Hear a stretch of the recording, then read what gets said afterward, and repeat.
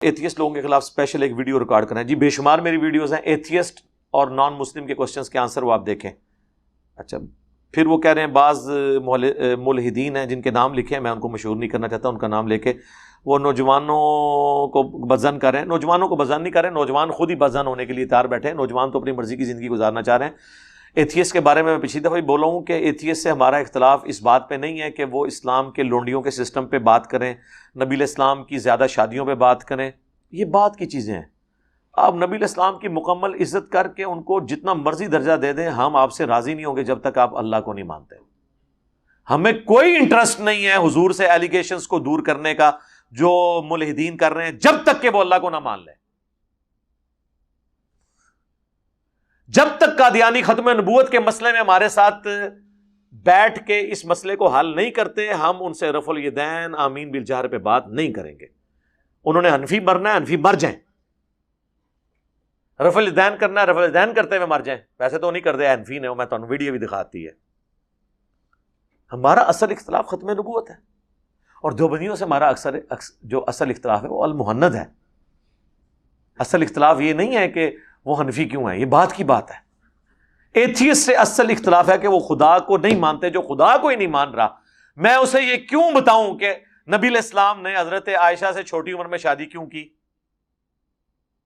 فضول حرکت ہے. یہ میں اس کو قائل بھی کر لوں تو اینڈ تو رزلٹ یہ کہ وہ اللہ کو ہی نہیں مانتا. اس کائنات کے پیدا کرنے کا مقصد تو اللہ کی شناخت ہے. پیغمبروں کی شناخت یا ان کی عفت اور عصمت کی حفاظت تو نہیں ہے، یہ سیکنڈری چیزیں ہیں. پیغمبروں کی ہم عفت عصمت کی جو حفاظت کرتے ہیں وہ ان کی وجہ سے نہیں کر رہے ہوتے، اللہ کی وجہ سے کر رہے ہوتے ہیں. اور یہ کسی کو برا نہ لگے، کوئی گستاخی کا فتویٰ نہ لگا دے، یہ حضور نے خود ہمیں کہا ہے. جامعہ ترمذی میں حدیث ہے، اللہ سے محبت کرو، اس نے ساری نعمتیں اسی نے تمہیں دی ہیں، اور مجھ سے اس لیے محبت کرو کہ میں اللہ کا پیغمبر ہوں. اور وہ کہتے ہیں جی، وہ مجدد لفسانی کہا کرتے تھے شیخ احمد سنندی، میں تو اللہ کو مانتا ہی اس لیے ہوں کہ وہ حضور کا رب ہے. یار تو انسان ہے، یہ کی ہے؟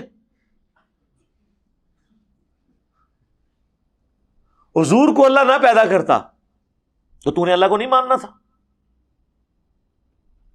تو پیغمبروں کو خدا سے اوپر لے کے جا رہے، اتنی بڑی جرت تیری. قرآن تو کہہ رہا ہے لقد من اللہ علی المؤمنین اذ بعث فیہم رسولا. یہ اللہ کا احسان ہے کہ ان میں رسول اس نے بھیجا ہے. قرآن میں کئی جگہ ہے نبی تمہیں تو یہ امید بھی نہیں تھی کہ ہم تمہیں اللہ کا پیغمبر بنائیں گے. سورہ شورى میں ما كنت تدری ما الکتاب ولا الایمان. اے نبی اس قرآن کے نزول سے پہلے نہ تو آپ کو یہ پتا تھا کہ کتاب کس چیز کا نام ہے، نہ آپ کو پتا تھا ایمان کس چیز کا نام ہے. آپ بس بیسک ہیومن انسٹنکٹ کے اوپر مواحد تھے، لیکن یہ تفصیلات ہم نے قرآن کو آپ کے لیے نور کا ذریعہ بنایا. یہاں بالکل الٹ بات کرتے ہیں. نبیوں کو انہوں نے اللہ سے اوپر کیا ہوا ہے، اللہ کو نبیوں کے نیچے. اب تو خیر انہوں نے اپنے بابوں کے نیچے لگایا ہوا ہے. بات کرنے والی کریں تو ایتھیسٹ سے ہمارا جھگڑا کیا ہے؟ Existence of God. باقی ہم نے کسی بات کا جواب نہیں دینا. ویسے میں نے کافی باتوں کے جواب دیے ہیں، باقی ہر بات کا جواب نہیں دینا ہوتا.